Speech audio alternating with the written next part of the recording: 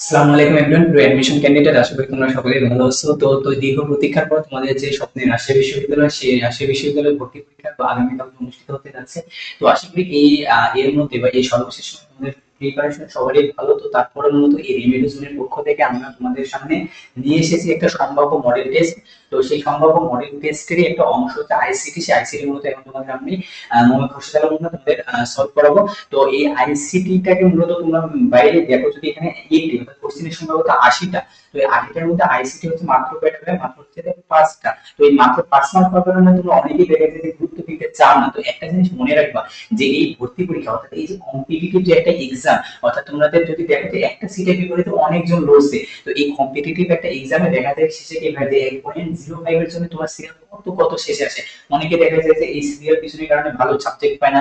হ্যাঁ, তারপর অনেকে দেখা যায় যে ম্যাক্সিমাম ক্ষেত্রে তো দেখা যায় যে চান্সে কি হয় না। তো আশা করি তোমাদের এই যে পাস মার্ক, আইসিটি যে পাস মার্ক আছে, এই পাস মার্কটা তোমাদের চান্স পাওয়ার ক্ষেত্রে বা ভালো সাবজেক্ট পাওয়ার ক্ষেত্রে অনেকটা গুরুত্বপূর্ণ ভূমিকা পালন করে।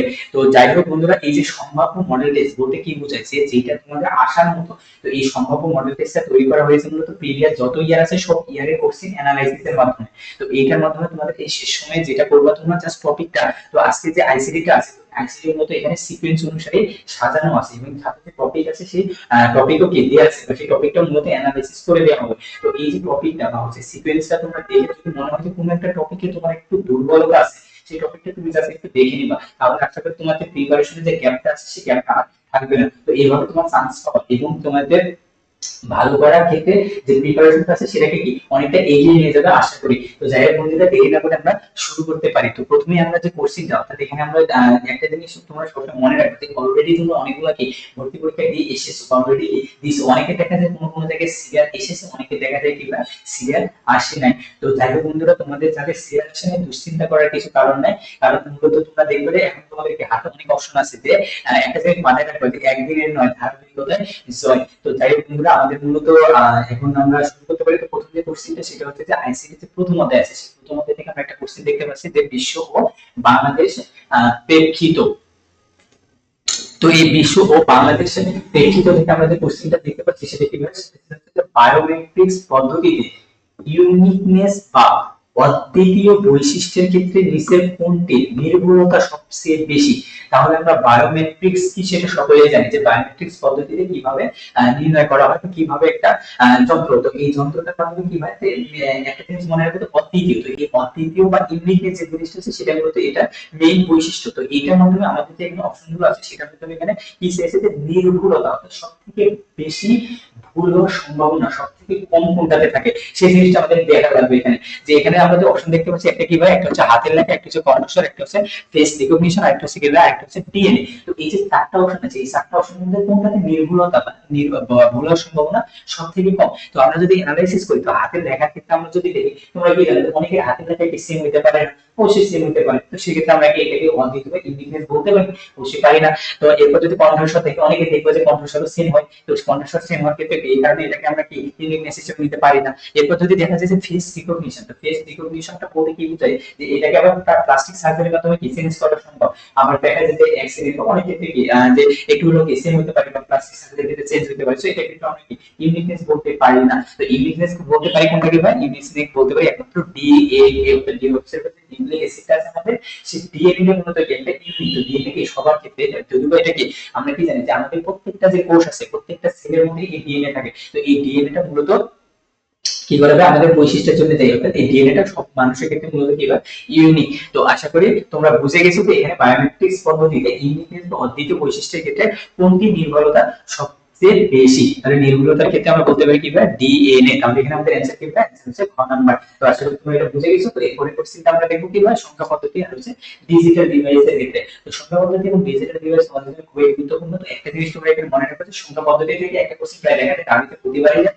এবং সাথে হচ্ছে ডিজিটাল ডিভাইস থেকে মূলত একটা কোশ্চেন প্রতিবারই দেয়। তো সংখ্যা পদ্ধতির ক্ষেত্রে আমরা কি কি দেখবো? সংখ্যা পদ্ধতির ক্ষেত্রে আমরা দেখবো হচ্ছে যে বাইনারি যে আছে, তারপর আমাদের কি আছে বাইনারি, তারপর হচ্ছে ডেসিবেল, ডেসিবেল পাবো আমরা, অক্টাল পাবো, আর হচ্ছে হেক্সাডেসিমাল পাবো। তো এই চারটার মধ্যে যে কনভার্ট হবে একটা থেকে আরেকটাতে রূপান্তর অথবা এখানে যে বৈশিষ্ট্যগুলো আছে কোনটা কোন ক্ষেত্রে ইউজ করা হয়, কম্পিউটারে কোনটা ইউজ করা হয়, তো এই ধরনের কোশ্চেন দেখা যায় আজকে পারবে এসে থাকে। তো এরপর আমরা যদি ডিজিটাল ডিভাইস দেখি, ডিজিটাল ডিভাইস থেকে একটা জিনিস মনে করছি সেটা হচ্ছে গেট। তো গেটের কিন্তু ভাই নান অর গেট, তারপর হচ্ছে কি নট গেট, তারপর হচ্ছে কি ভাই এন্ড গেট, ন্যান্ড গেট, তারপর হচ্ছে কি নর গেট, আর হচ্ছে এক্স অর এক্স নর গেট। তো এই কয়েকটা গেটের মধ্যে তুমি দেখবা যে সত্য সারণীটা দেখবা আর হচ্ছে ইকুয়েশনটা দেখবা, তাহলে আশা করি যে কোনো একটা ইনপুট থেকে আউটপুট কি হবে এই ধরনের কোশ্চেন বারবার দেখা যায় যে আসছে, তাহলে আশা করি আর প্রবলেম হবে না। তো তারপরে তোমাদের যাদের মধ্যে যারা তোমরা এই ভিডিওটি দেখতেছো তাদের মধ্যে যদি দেখা যায় এই টপিকগুলো যেগুলো বললাম এগুলোর মধ্যে যদি কোনো একটা দুর্বলতা বা তোমাদের একটা কনফিউশন থাকে, তোমরা অবশ্যই কি করবে এটা দেখে তারপর পরীক্ষার হলে যাবা। তো যাই হোক বন্ধুরা, এখন যে কোশ্চেনটা আছে এখানে সেটা যদি একটু দেখি বা অ্যানালাইসিস করি, তাহলে আমরা কি দেখতে পাচ্ছি যে এখানে হেক্সাডেসিমাল থেকে একটা কোশ্চেন দিয়েছে, হেক্সাডেসিমাল পদ্ধতিতে F60। তো আমরা 60 যদি আমরা এখানে হেক্সাডেসিমাল তার উল্লেখ নাও থাকে, তারপর আমরা বেস 60 থেকে বলতে পারতেছি কি এটা হেক্সাডেসিমাল, তো বুঝতে পারবো আশা করি। তো এর পরবর্তী সংখ্যাটি নিচে কোনটি? তো যাই হোক বন্ধুরা, এখানে আমাদের বলছে পরবর্তী সংখ্যাটি নির্ণয় করতে বলছে। তো পরবর্তী সংখ্যাটি বলতে কি আমরা হেক্সাডেসিমাল ক্ষেত্রে সংখ্যা কি জানি? সংখ্যা হতে পারে 0 1 2 3 4 5 6 7 8 9। তো 9 এর পর কি আর 10 হয়? 9 এর পর 10 হয় না, তাহলে হেক্সাডেসিমালে 9 এর পর কি আসে ভাই? 9 এর পর আসে A B C D E আর হচ্ছে F। তাহলে আমাদের A হলো 16টা সংখ্যা। তো এই 16টা সংখ্যার মধ্যে সবার লাস্ট সংখ্যাটাই হচ্ছে কি ভাই? সবার লাস্ট সংখ্যাটা হচ্ছে A। তার মানে এখানে আমাদের বলছে A এর পরবর্তী সংখ্যা কোনটি? তার মানে আমাদের এই যে সংখ্যাগুলো আছে এই সংখ্যাগুলোর মধ্যে যে কোনো একটা যদি পরবর্তী সংখ্যা নির্ণয় করতে বলতো তাহলে আমরা ইজিলি এখানে কি বসে দিতে পারতাম, বাট আমাদের সবার লাস্টের সংখ্যা নির্ণয় করতে বলছে বা পরবর্তী সংখ্যা নির্ণয় করতে বলছে। তো সেটা আমাদের একটু টাফ, বাট তোমরা যদি এটা সিকোয়েন্স বা একটা হচ্ছে ট্রিক যদি মনে রাখো তাহলে আশা করি ইজি হবে তোমাদের জন্য। মনে রাখো যে কোনো একটা, সেটা হতে পারে বাইনারি, হতে পারে ডেসিমেল, হতে পারে হেক্সাডেসিমাল, অথবা হতে পারে অক্টাল। তো এই সংখ্যাগুলোর ক্ষেত্রে সবার লাস্টের যে সংখ্যাটা আছে সেই সবার লাস্ট সংখ্যাটা যদি পরবর্তী সংখ্যা নির্ণয় করতে বলে, তো সেক্ষেত্রে তুমি কি করবা? সেক্ষেত্রে তুমি পুনরায় কি প্রথম থেকে শুরু করবা, অর্থাৎ প্রথমে যে সংখ্যাটা আছে সেই সংখ্যাটা নিবা। সেই সংখ্যাটা নেওয়ার পর তুমি কি করবে? তুমি মনে রাখবে যে যেহেতু এখানে প্রথম আদিটা আছে অবশ্যই এই সাথে গ্যাপ ফিল আপের জন্য একটা ক্যারি হিসেবে 1 বসে। ক্যারি হিসেবে কি বসে? ক্যারি হিসেবে 1 বসে। তাহলে আমরা বলতে পারি যে প্রথমে আছে 0, এখানে 0 বসলে ডান দিকে আমরা কি দিলাম? ক্যারি হিসেবে 1 দিলাম, তাহলে পেলাম কি? পেলাম হচ্ছে 10। তো যেহেতু হেক্সাডেসিমাল এই কারণে আমরা দিব কত? দিব হচ্ছে 16। তো তাহলে 10 into 16, তাহলে আমরা বলতে পারি f into 16। এর পরের হেক্সাডেসিমালের ক্ষেত্রে পরের যে সংখ্যাটি সেটা হচ্ছে আমরা বলতে পারি সরি সেটার ক্ষেত্রে আমরা বলতে পারি কি ভাই? সেটার ক্ষেত্রে আমরা বলতে পারি হচ্ছে 10 into 16। তো আশা করি তোমরা বুঝে গেছো যে এখানে অ্যানসার কি? অ্যানসার হচ্ছে খ, অর্থাৎ 10।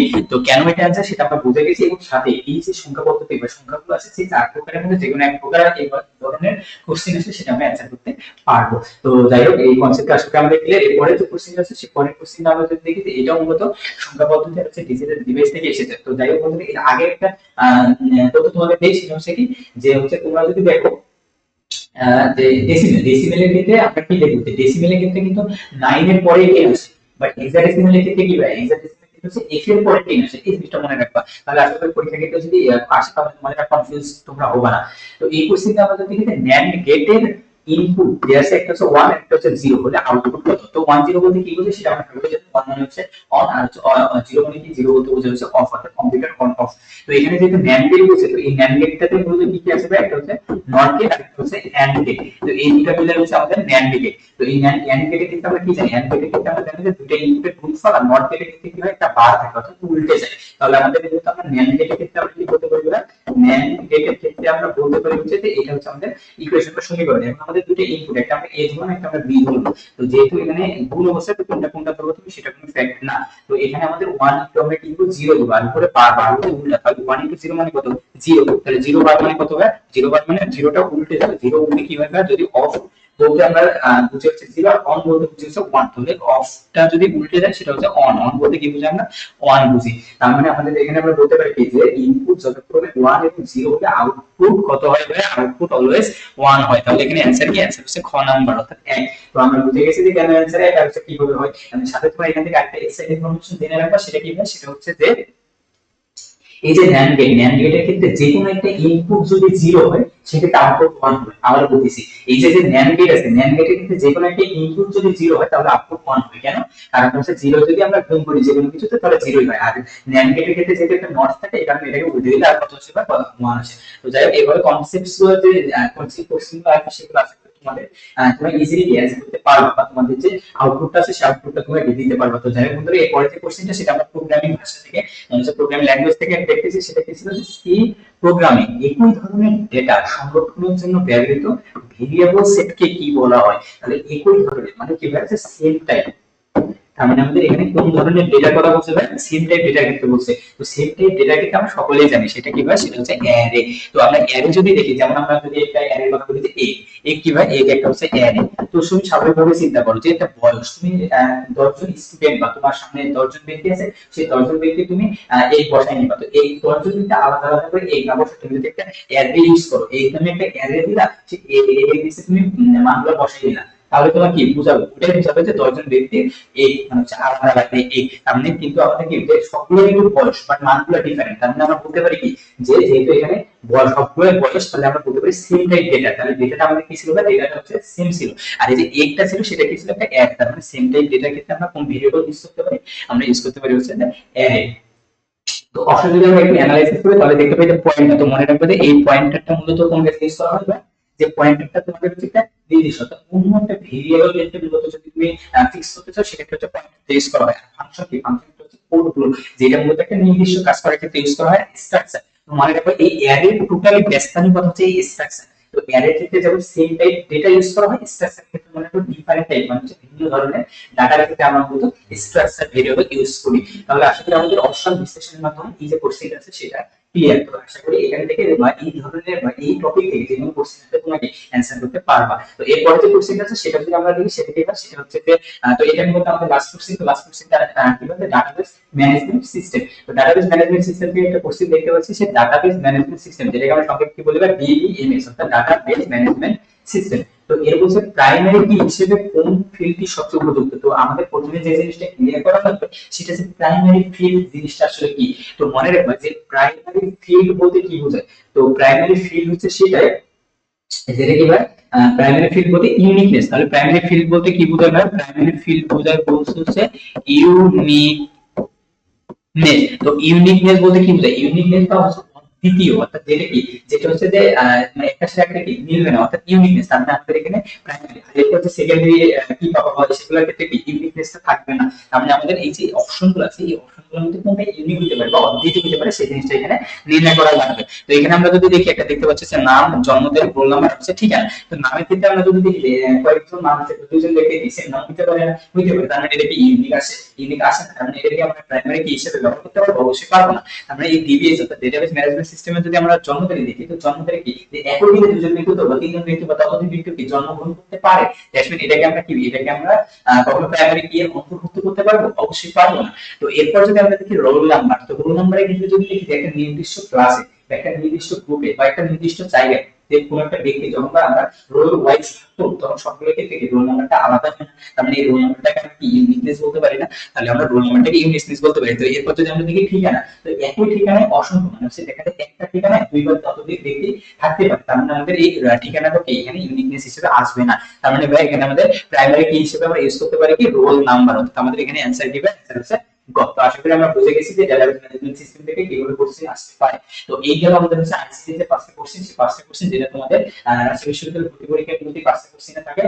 তো এই সম্ভাব্য কোশ্চেনটা অ্যানালাইসিসের মাধ্যমে আশা করি তোমরা বুঝতে পারছো যে কোন কোন টপিক তোমাদের জন্য গুরুত্বপূর্ণ। তো এই গুরুত্বপূর্ণ বা এই টপিকগুলো অবশ্যই মনে রাখবে যে খুবই খুবই গুরুত্বপূর্ণ, যেটাকে আমরা 5 স্টার ফিজিক্স ডাবল ক্লাস দিতে পারি।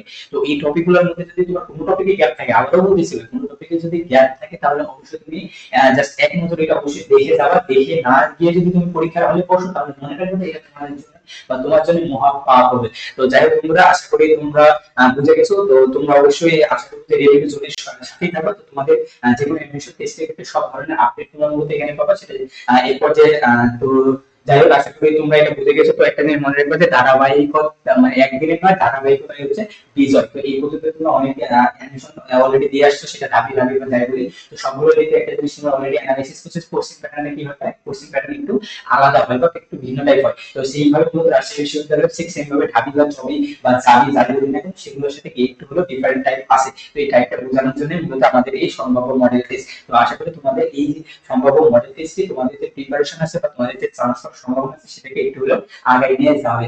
তো যাই হোক বন্ধুরা, আজকে ছিল এই পর্যন্ত, দেখা হবে নেক্সট কোনো ক্লাসে বা নেক্সট কোনো ভিডিওতে ইনশাআল্লাহ। তো সে পর্যন্ত সবাই সুস্থ থেকো, ভালো থেকো, আল্লাহ হাফেজ, আসসালামু আলাইকুম।